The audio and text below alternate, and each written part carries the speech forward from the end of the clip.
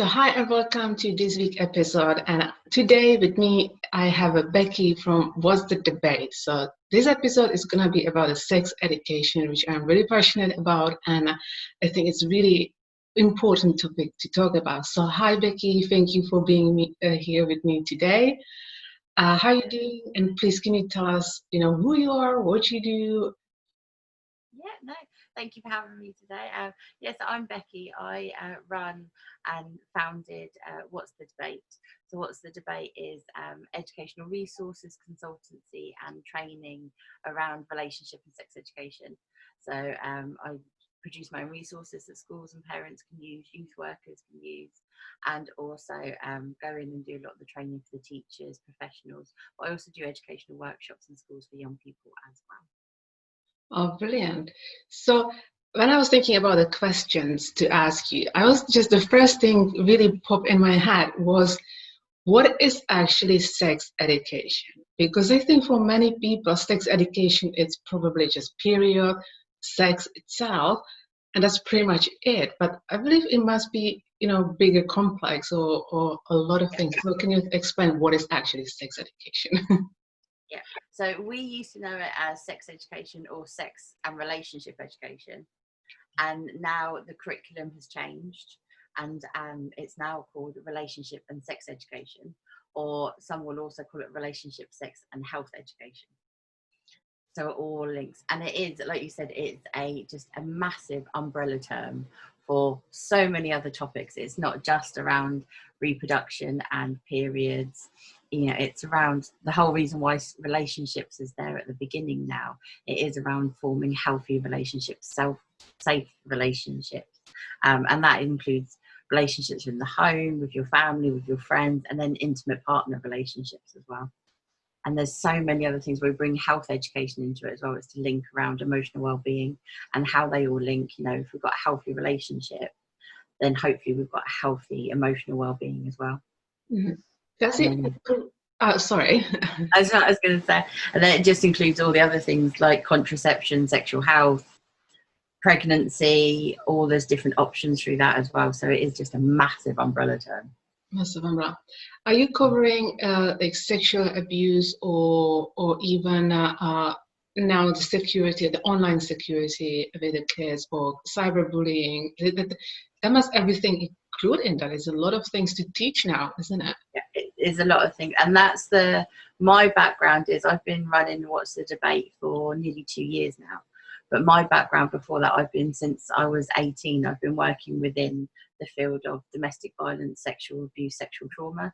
So the reason I do this is because actually I see relationship and sex education as a massive safeguarding tool to help raise awareness and educate young people so they can have safe, healthy, like fulfilling, enjoyable relationships as they grow up and into adulthood, because that's all we want for our children.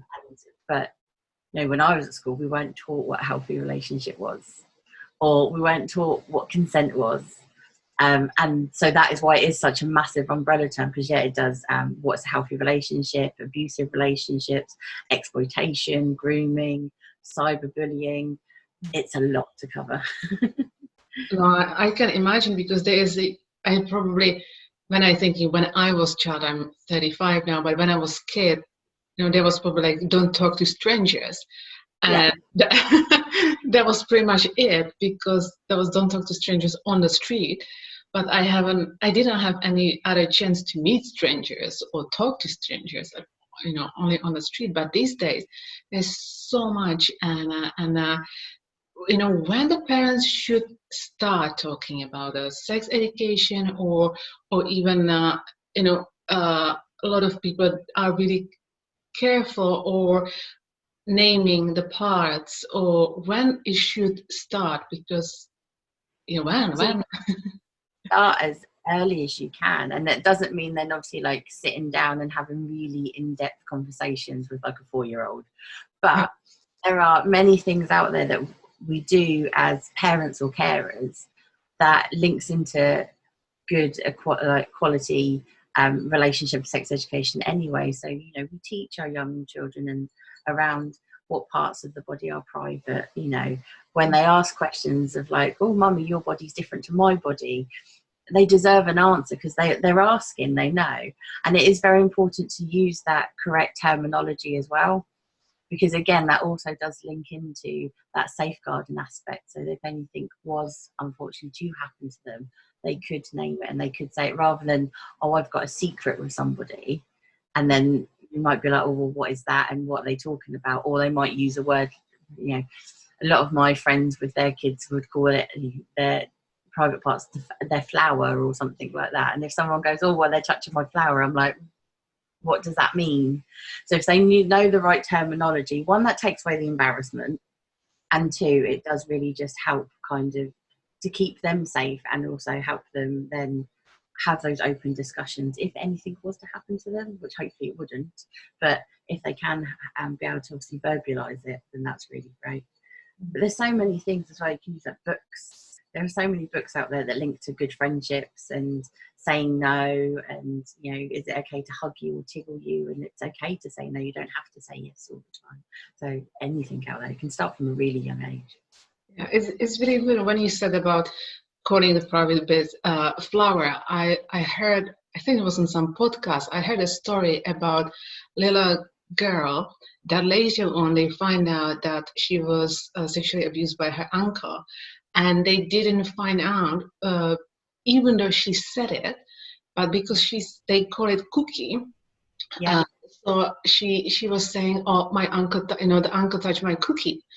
And they was like, oh, come on, because they thought he touched just the cookie, the sweet, but Yeah. they didn't have that, and they just dismissed her completely when she was actually communicate something important, and then find out later, much later on, what was actually happening. So that I was telling that to my husband. I was like, see, this is why we have, because now I'm pregnant with my first baby, and it's like, no, that would be from the day one, from the baby, just really just naming the parts, or introducing the sex education, not having heavy conversations with the toddler, but knowing that, being, like saying, naked is okay if you want to be naked, or, you don't need to be ashamed of your body, but at the same time, don't show it to everyone.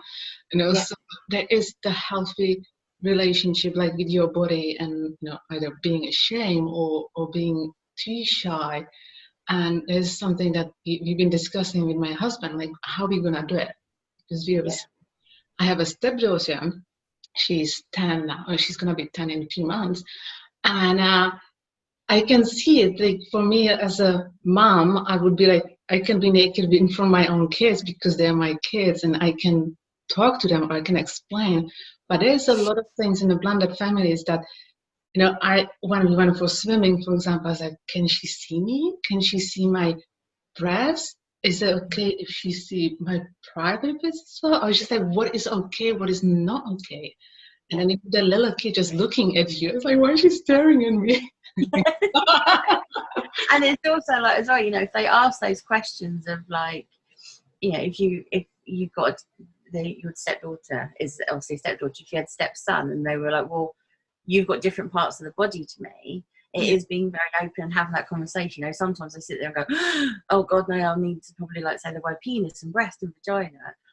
But then sometimes you go, well, this is just how an adult body looks, and like push it away. Then actually it's adding a little bit of that kind of, it should be secret, maybe it's something I should be ashamed of, maybe I shouldn't ask these questions.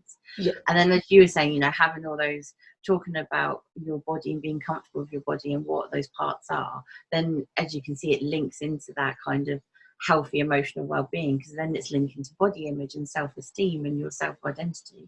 So that's why it all links as well. So it's really good to then kind of, they're not, I know sometimes you might sit there and go, oh God, they're asking these questions, but actually kind of then, well, having that, just even if it's just that quick, brief little sentence or a couple of sentences back afterwards, because it doesn't have to be such a big conversation. It can just be a couple of sentences. And if that reaffirms it's okay to ask those questions at 4 or 5 years old, then if they've got some really complicated questions to come and ask you at 15, 16, they will remember, actually, it's okay to come and ask you these because you didn't shy away from it, or you didn't tell them off for asking those questions or make a bigger deal of it, that actually it is just a normal flowing conversation. Yeah, I can imagine. I had a stepmom talking to me about how her stepson asked about masturbation during the dinner, like out of the blue. I was like, well, that's the dinner topic here. Yeah. So you never know when the kids or stepchildren will ask you, and it's really important not to just dismiss them or just like, oh, you shouldn't be talking about it. But I believe that a lot of parents don't have the confidence or just maybe knowledge to talk about the sex education. So what sort of resources would you recommend? I know it's depends of the age as well, but what sort of resources or trainings would you recommend for parents, and maybe why, like, what from your experience, why do you think parents are holding back when it comes to things? I think a lot of parents, it's not just parents, as I think just adults, because I'm not a parent, and I sit there sometimes and think the day I have children, because of my background, because of my knowledge, and because of my job, I'm either going to be a parent that maybe says way too much too early, or no, or they're going to be one of those parents, they're going to be one of those kids that just go to school and goes, yeah, my mum talks about vaginas and penises all the time. And I'll probably get called in going, why are they talking about this so early? But it's, I think sometimes they shy away of like, if we tell them too much, could we potentially be encouraging them to find out more? Yeah. Which is then, but then when you sit there and go, I mean, the last time the curriculum around sex education was really looked into was 20 years ago. No, really. So, and I look back, and 20 years ago, I'm 35 in a couple of months as well, so same age as you. Yeah. And I look back at what mine was at school, and I really can't remember that much of what I learned at school at all. And also it was separated boys and girls, which was then also really silly and adds extra confusion and complications. But the reason they've done that is because, the world 20 years ago, you think at what 14, 15-year-old worlds are now, it is so different. And when we say, there's some adults that go, oh, I don't want to talk about it because I might be encouraging them or influencing them to go and look for other things, they're going to be doing that anyway. Yeah. There is so many unreliable sources out there, and young people now have access to it pretty much 24/7. There's the internet, there's smartphones, there's iPads, even on the PlayStation, Xbox, all that kind of stuff, that they'll be able to search for things, and there is so much out there that isn't true. So actually being able to have that conversation around reliable resources, actual facts, then really does help. And then when a young person does stumble upon the page, they can go, well, that's not what mum told me, or that's not what dad told me, and also that's not what school told me. So now I've got 3 trusted adults that have told me this thing, and then actually a bit of writing on a screen is telling me something different. I'm not going to believe that. I'm going to believe these trusted adults that have been having these conversations with me. That's my point. What to do for the parents. So let's see, I'm a parent, I'm teaching my child from the kind of beginning about sex education. So I look for some trusted normal resources, for example, like you and what you do. But now my kid comes from the school or from the, talking to her friends, and it comes back to me as like, well, remember what you said about XYZ. They told me something else. What to do with the kids like that? So that's why, really good quality relationship sex education is a collaboration. So it's actually kind of parents and carers working with the school. Find out what those lessons are going to be. Go in and ask. They won't like, oh no, we can't tell you. Go and ask, what are you covering? Because then actually that helps the parents and carers prepare for any questions. At the end of the day, they might come home and go, actually a teacher said things around periods today, and what does that mean, and is that the same for you, and all that kind of stuff. So then you're prepared of, actually they're going to be learning about this in a couple of weeks. So those conversations that happen, you can say, well, what is it? And also sometimes, like, you look in primary school and they go, oh, we are doing relationship and sex education, and you think, oh, 4 or 5-year-olds learning around sex, but actually what does that mean? Is it more kind of learning the body parts? So it's kind of then helps calm that a bit of like, oh, they're learning too much too quickly. But then when you find out what they are learning, go to your library. You can go and ask your librarian around if they've got any books linked to relationship and sex education, so you can read them for stories. Some of them are great, they're just normal bedtime stories, but you can really link that into, oh, do you know, that links into kind of probably what you've been learning at school today, or that conversation you asked me at dinner. And then there's some great, obviously, big charity websites out there, like the NSPCC, got amazing information and handouts of like some of the main facts.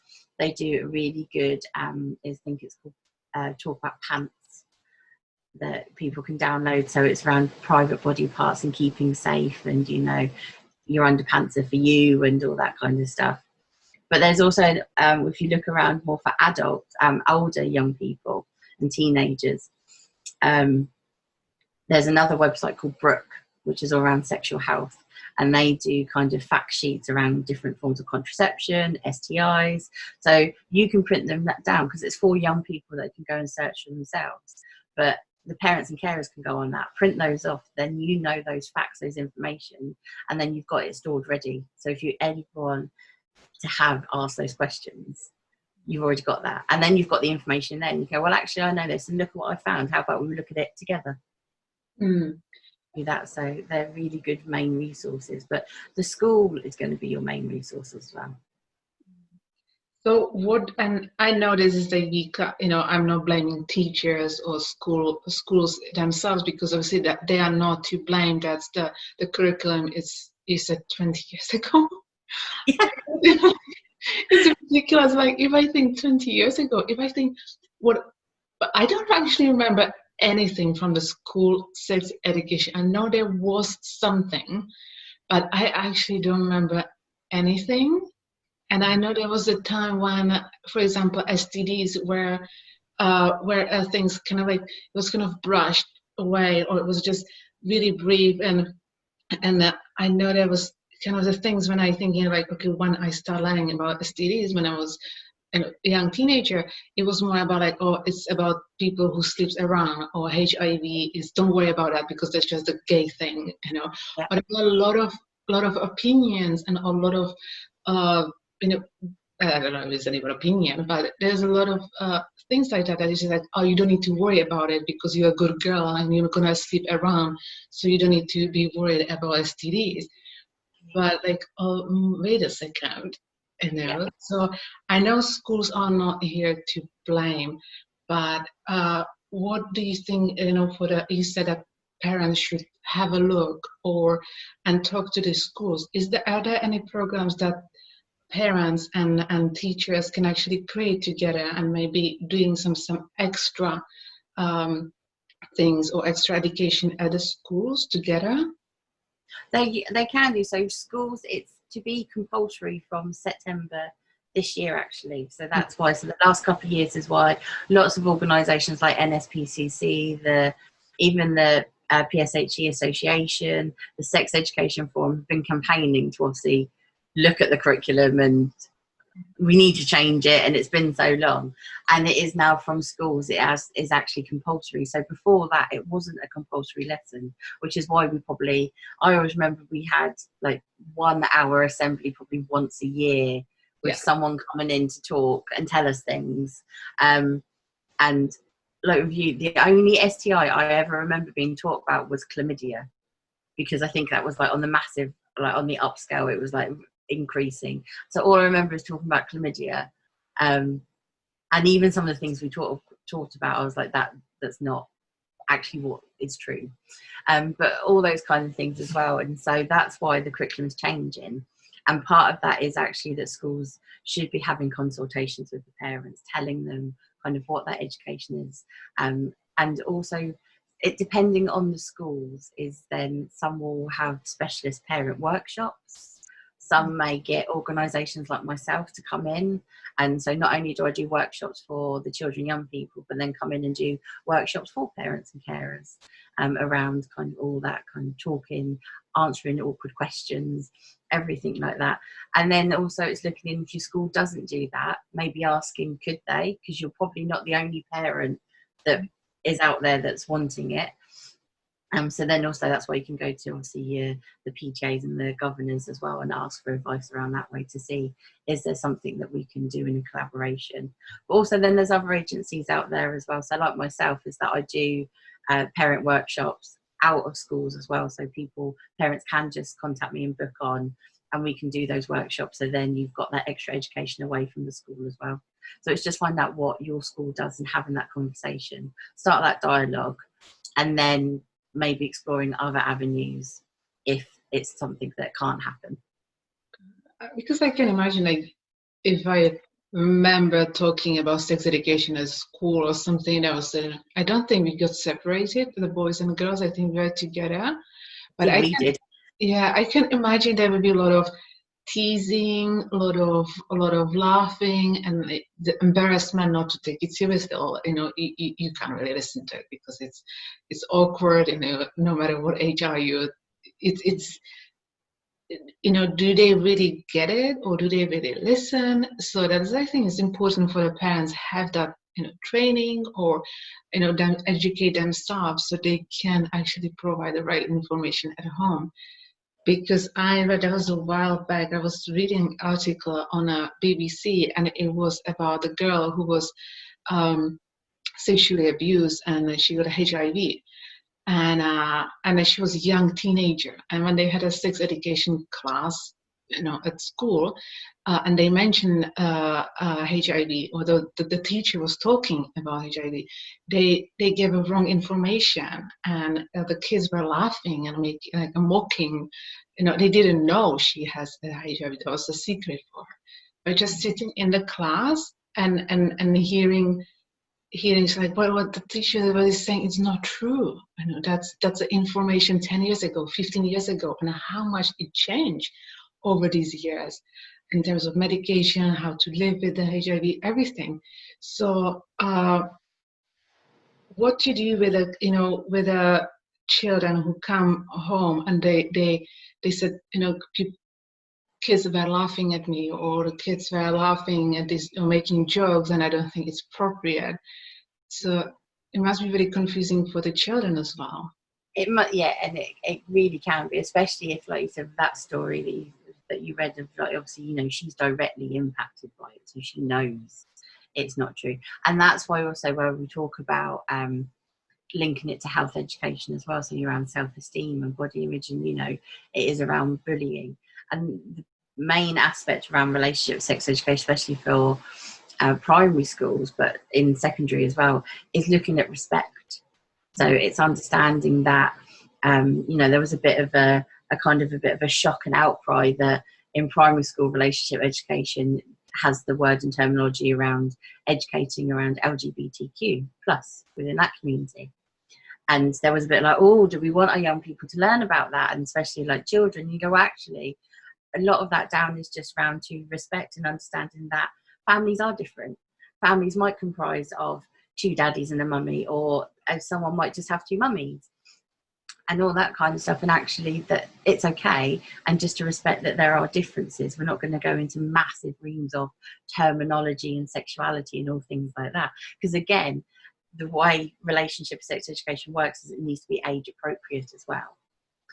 But having also sometimes conflicting views and opinions is also okay. As long as the main facts are there. If you have conflicting views and opinions, that's also fine. If you go, well, this is the fact, but how I feel about it is this, and maybe it should be a bit more private or that, then that also helps young people make their own informed decisions, rather than going, well, this is the fact and this is how I have to act and how I have to behave. Actually, if they do hear differences, as long as it's respectful differences and not bullying and teasing, then it's actually okay if maybe you have two parents or a parent in the school that you're both given the facts, but maybe you've got slightly different views and opinions about it. Because actually they can go, okay, these are the facts, but I can see mum feels this way about it, dad feels this way about it, stepmom feels this way about it, and teacher feels this way about it, and my friends feel another way about it. And actually that's all okay. We all know the facts, but we all have different values and opinions around it. And that's also what we want, is we want them to form their own values and opinions from hearing those facts and seeing how other people treat those facts.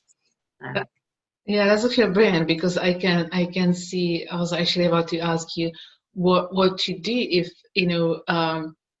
I'm not saying I grew up in a naked house, not at all, but I'm more confident or more free about just being around, or it's not something to be ashamed of, as long as it's just happening at home or whenever you want, or it's all this stuff. I'm more free or more open to talk about sex education or about things like that. My husband is, I think, he was more careful, but in a way that it's probably he needs to learn more, or he needs improve his knowledge.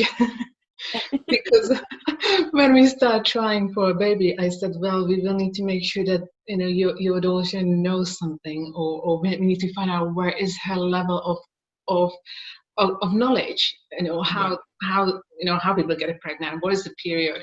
We need to get it clear, because what if she will start asking, and I think it's really important to talk to her about it as well, obviously age appropriate.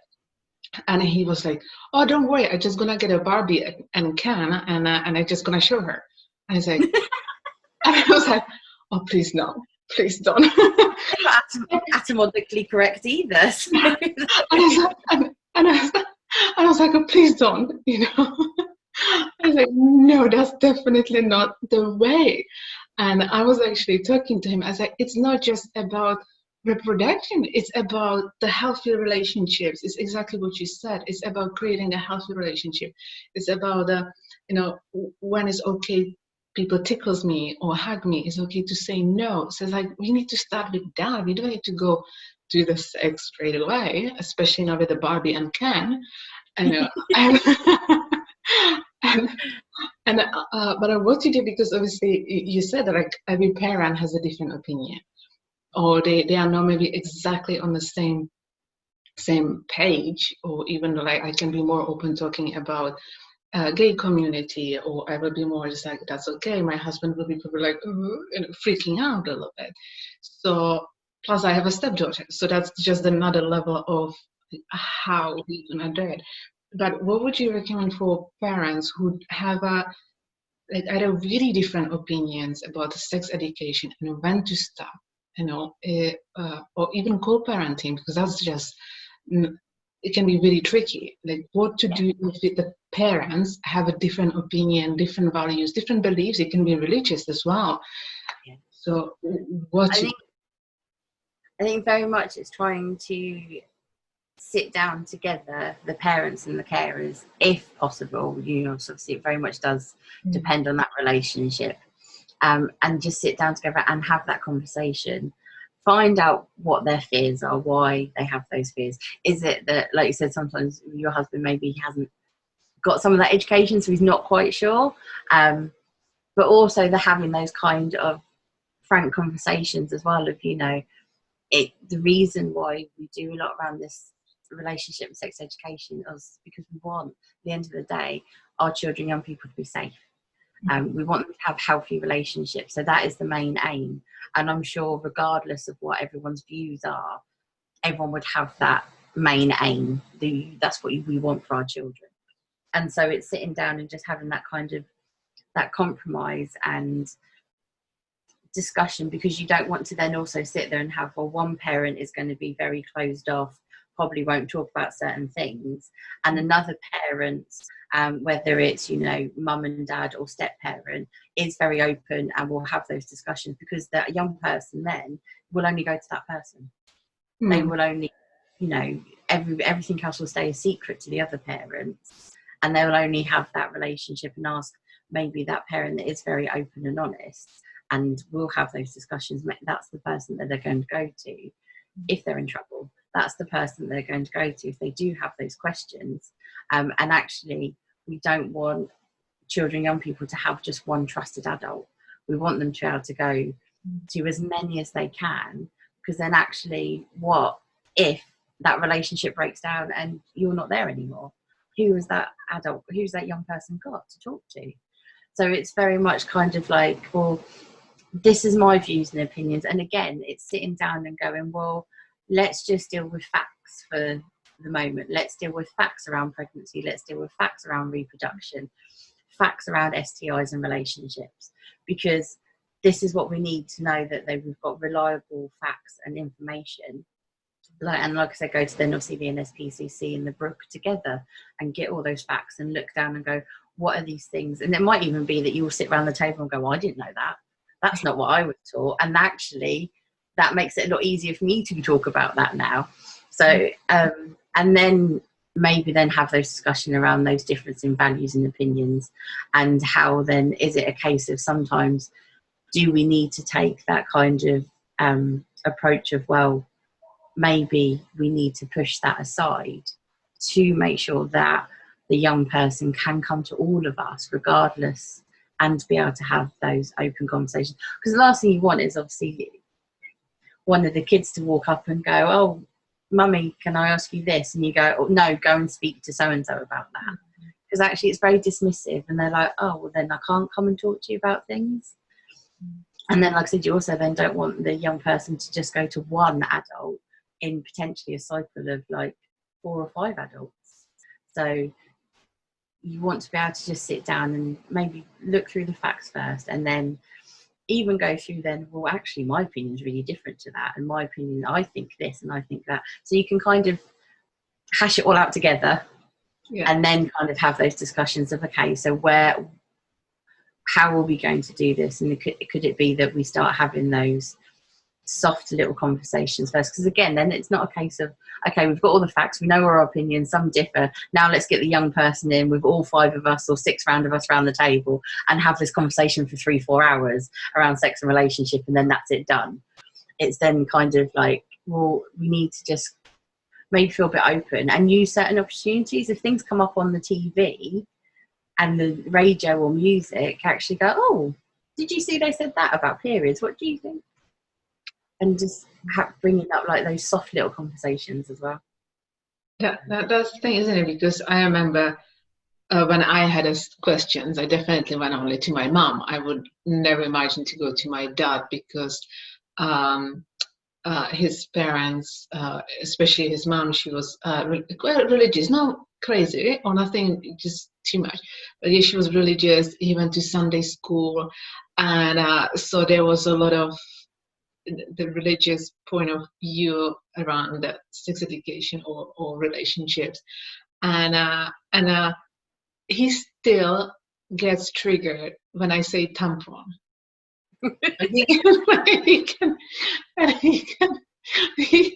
He freaks out, you know. Yeah. And from the Czech Republic, and we have a cotton pads. We call it tampon as well, but we got like makeup tampon. And I remember once I was home, and I don't know, I was probably 18, 17, and I was looking for the cotton pads, but because we call them tampons, and I called my mom, have you seen this pair of tampons? And there was a little bit of silence, and then my mom, the makeup tampons, you know, to my dad, because my dad was freaking out. That age, I don't know, 17 or whatever, I would be using tampons, you know. So I know that like I couldn't go to dad because I would just freak him out. He would never talk to me about period or anything. It's just, but I knew I have my mom, or I have an aunt, or I can go to you know, someone else. But I always tell my stepdaughter, when we start talking about relationship and sex education with her, I always said, if something is going on, or you feel weird about somebody, or something is happening, you need to talk to anybody. You can talk to me, your dad, your mom, your granny, whoever, your teacher. Just go to someone and talk. And so just making sure that she just doesn't count on mom or doesn't count on me, is that I think it's really important in what you said. You know, just they need to feel comfortable or kind of brave enough or confident that they can say it, and they're not going to be judged or laughed at. Yeah, exactly. And then it's also okay that, you know, if you've got a young person, one of your children come up to you and ask a question and you don't know the answer, it's okay to say, do you know what? I don't know, because it's something that I've never dealt with, or something I was never educated on, because then you can have that conversation. Me and my mum have had those conversations before about kind of like, she's like, I was never taught that at school, and I was like, I'm not surprised. Kind of things as well. But you go, well, actually, you know, you're lucky that you're getting this education now, because we weren't. But how about we go and find out together? Because then actually what a great bonding experience that is as well. And then they can go, okay, also that shows I don't need to know the answers, and actually we can go out and find those answers together, and then also have those conversations at the same time and learn together as well. I think that sometimes that would probably be some really great conversations and some really good memories. Because I asked my mum the other day, I was like, I said, I don't ever remember asking you anything around sex and all that kind of stuff, which she said, which then probably shows that if we did, it was probably just a normal conversation, because I don't remember any of the awkward moments or embarrassing, like, oh mum, really, you saying that? But she said, well, no, she said, I felt there was a bit once. I asked her about periods while she was driving the car, and I was sat in the back of the car, and she said, oh great, while I'm driving, you're asking this. I was like, oh, I don't remember that. I said, obviously you answered things rather than all that stuff. But like I said, it's using those opportunities as well, even through watching films. And a lot of the films now, some of those like Disney films like Inside Out is absolutely amazing to talk about feelings and emotions. Wreck-It Ralph, the second one, the sequel, I've spoken to young people in primary schools around friendships, around that, because, you know, he gets jealous and then his emotions take over his behaviour. So you can really have those conversations around just everyday things and use that to have conversations. I remember growing up, my nan was more the embarrassing one. And I remember growing up, and I think it's about 13, 14, and we were watching Dirty Dancing, and the sex scene in Dirty Dancing, which is nothing. They kiss. I think Patrick Swayze's topless and Jennifer Grey's in a bra. They kiss and fall to the bed, and then it cuts scene to the morning. And as they're kissing, I remember my nan just always doing this. Covering eyes, yeah. Like putting her hands over my eyes, or switching the channel over so that we could watch something else for a couple of minutes and then flick back. And then I was like, well, it's skipped another 3 scenes now. Yeah. So it's also kind of like, you don't hide things away from them and have those conversations. Yeah, we do when we watch something and someone kiss in a movie. And we watch with my stepdaughter, we could do like, woo, you know, like kind of making jokes about it, or not like laughing at them, but just like, well, they really love each other, or yeah. You know, or when obviously we haven't seen, or I don't recall that I've seen something that would be wrong or too much. So obviously I would pause the movie and just explain. I would talk to her, because that's just an opportunity to talk about something, to not necessarily explain, but even ask her opinion. What does she think about it?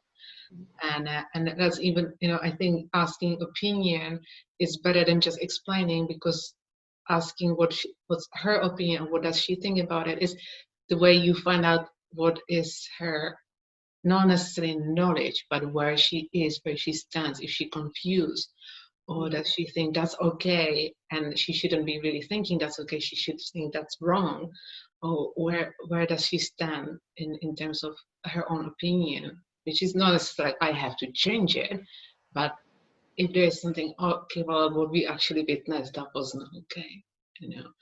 And how you said it's about the relationship as well. So if you go on the street and someone is yelling at someone, or there's a couple having argument, and you talk about it, you have an argument with my husband, obviously not in front of her, but when the situation is a little bit heated or awkward, we talk about it. It's like, okay, we need to discuss something. Can you please go to your room? We just need to talk something through, and then it'll be okay. And when she comes back, we kind of explain, not in the details, but we say, okay, we had a disagreement, we didn't agree on something, or he upset me. So we kind of explain the process of not necessarily argument or the disagreement or the upset. So she understands as like, okay, it's not happening in front of me. They send me away, but at the same time, they told me what happened. Yeah, because obviously not everything is appropriate for her, or not everything is gonna be that. So that's part of sex and relationship education, isn't it? It's like, because it's showing that actually conflict is okay. We can have conflict, and yeah, we do have arguments. We have arguments with our friends, we have arguments with our partners. It's part of being in relationships, and sometimes, but how you just said, there's actually you doing it in a very healthy way, that the conflict's there, you're dealing with it, and then actually, you know some of that conflict might not be appropriate for her to listen to directly, but actually then when she comes back, you explain it in that age appropriate way of like, we just didn't agree on this, but we had that discussion, we managed to listen to each other's voices and opinions, had a compromise, and now we've come up with this solution or whatever. Because actually, a lot of my professional background is around domestic violence and working young people that had witnessed or been exposed to domestic violence in the home. And they can hear a lot of conflict and obviously a lot of violence.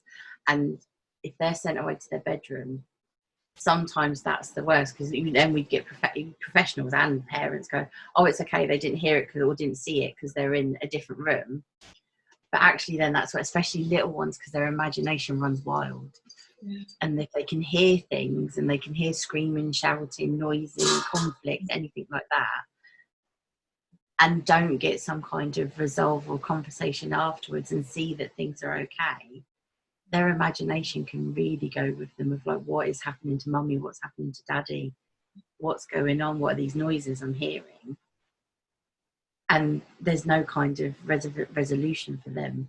And especially then if there is a bit of a conflict and a bit of an argument, and they come back and you don't explain what happened and everything was all hunky-dory and fine, like, oh, is that how I can behave then to get what I want, kind of thing as well? Because it might be that you're reinforcing, oh, actually there was a bit of argument around this, I can now see that mum wanted dad to do something and mum got angry because dad didn't want to, so they've sent me away, I've come back, I could hear mum getting angrier and angrier, and now dad is doing that thing.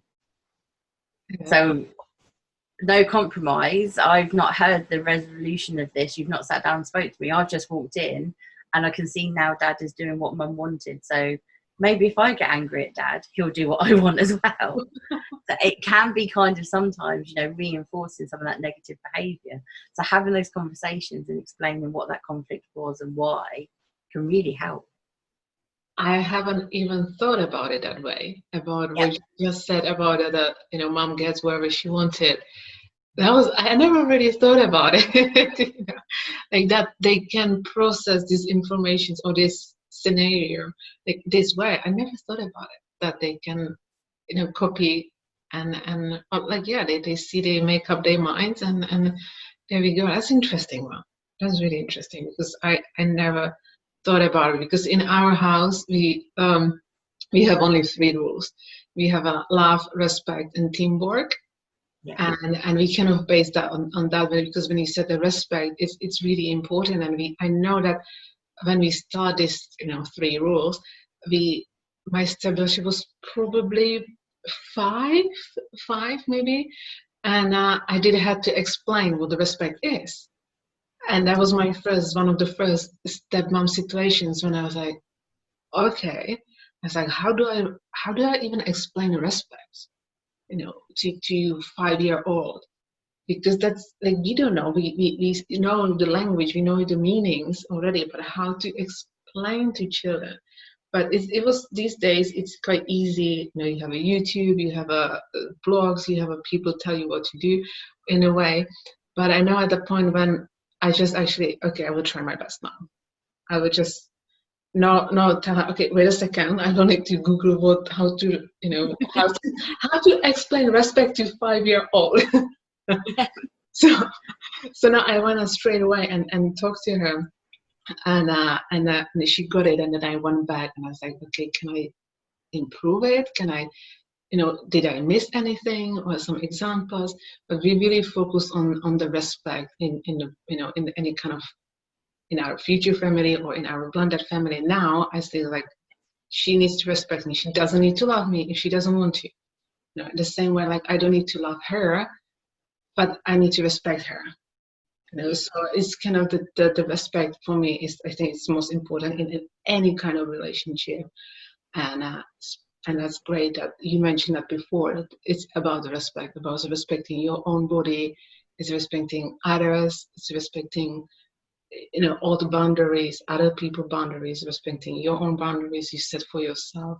So that's really, really amazing. So what would be your the best tips for parents who like about how to start the sex education and relationship education, or when they don't feel comfortable, like how to do it, like where to start, what are the best tips? I know we cover a lot or we talk a lot, but what would be like the summary of? So I think the main first one is kind of to prepare yourself. So start at that early age and learn as much as you can for yourself as well. So, get prepared and get ready. Go onto those organisations that I told you about. Go and speak to the school. Go and find out what books are out there that can help. A really good book is this one here. So I'll say it out loud as well.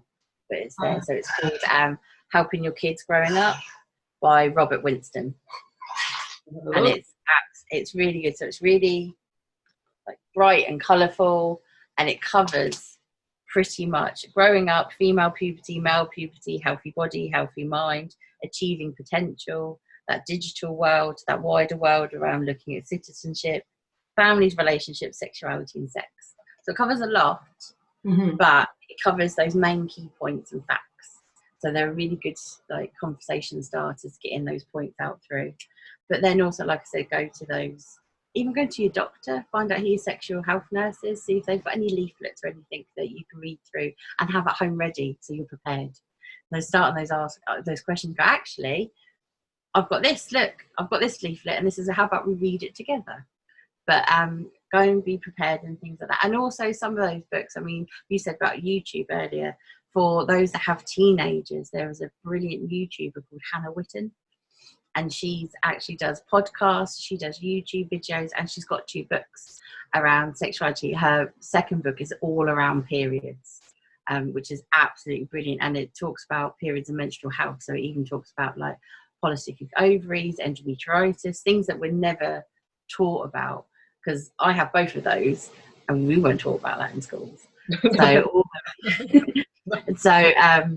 And her age is mainly from 14 plus. But even for adults, listen to her podcast, read her books, because you've got that knowledge.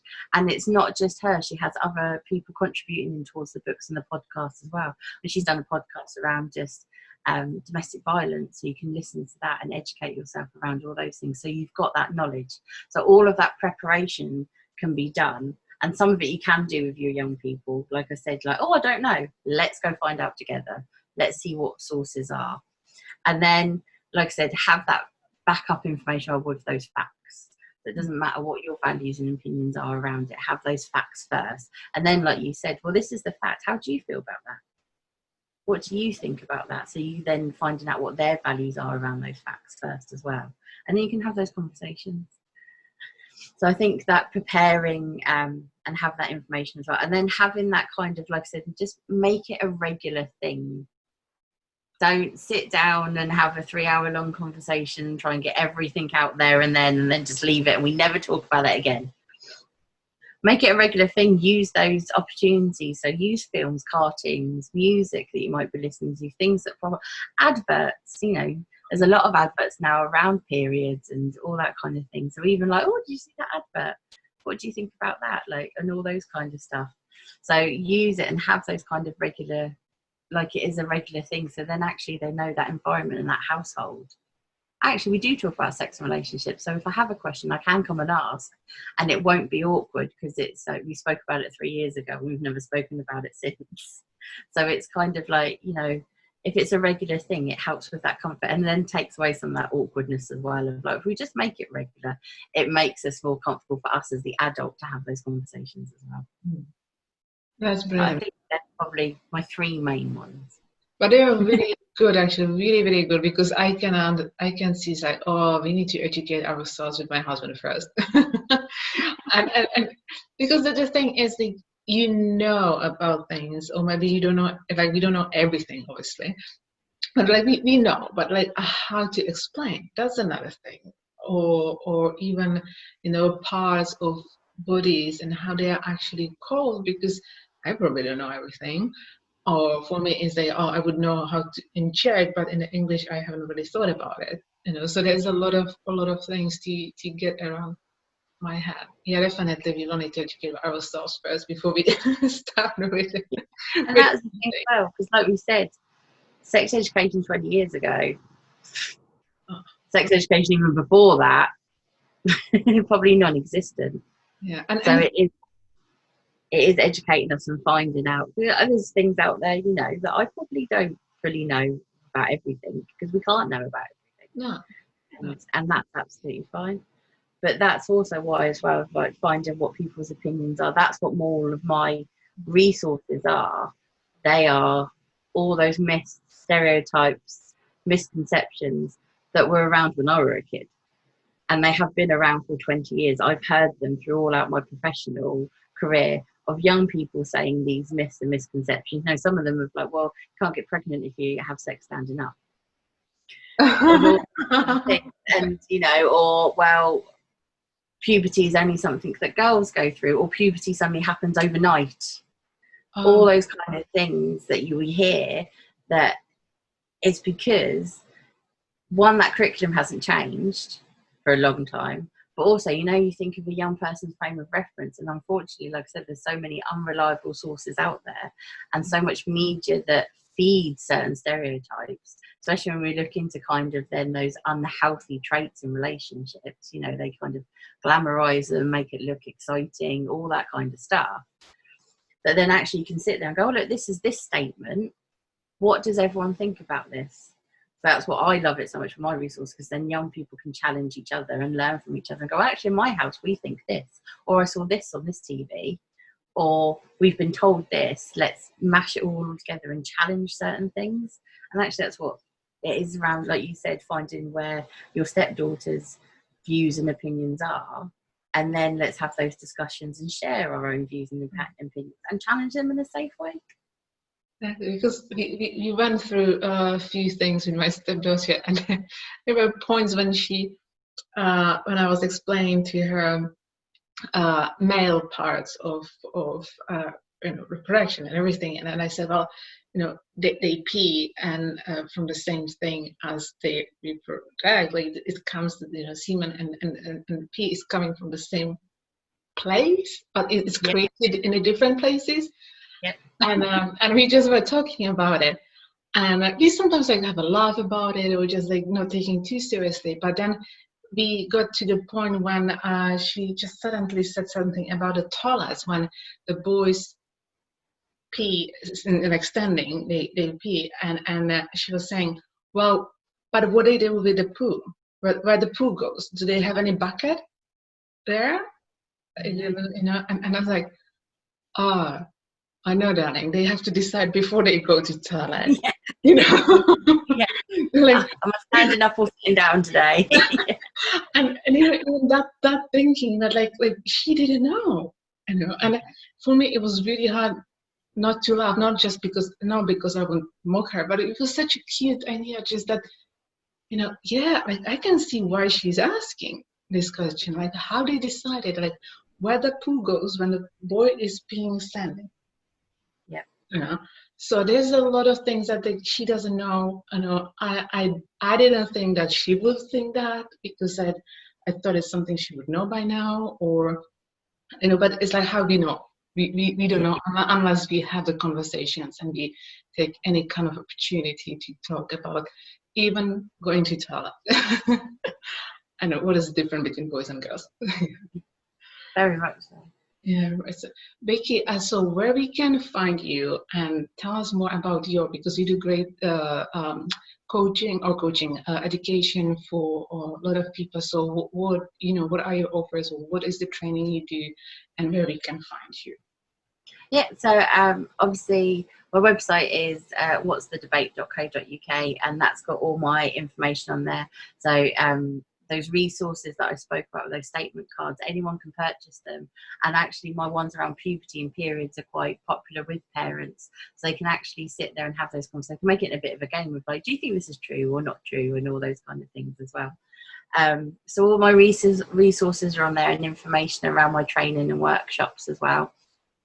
A lot of them, schools will book me in to come and do that, but I also do offer open booking, so parents, for some of my parent workshops, parents can just book on. And obviously because of what has been happening, a lot is done online as well, so it can still happen over some holidays and all through things like that. And as I progress, and I'm adding other like information and fact sheets that we'll be able to download for people as well. And then I'm on all the social media under as What's the Debate as well.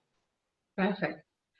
Thank you very much, Beckie, for your time and being here. And I'm sure we could do more episodes in the future, because I would be really interested in the domestic abuse and trauma and stuff like that, because it's something we need to talk about more and more, because it's not a thing that people don't talk about.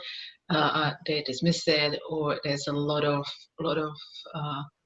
misunderstanding, or which is old curriculum as well about this stuff.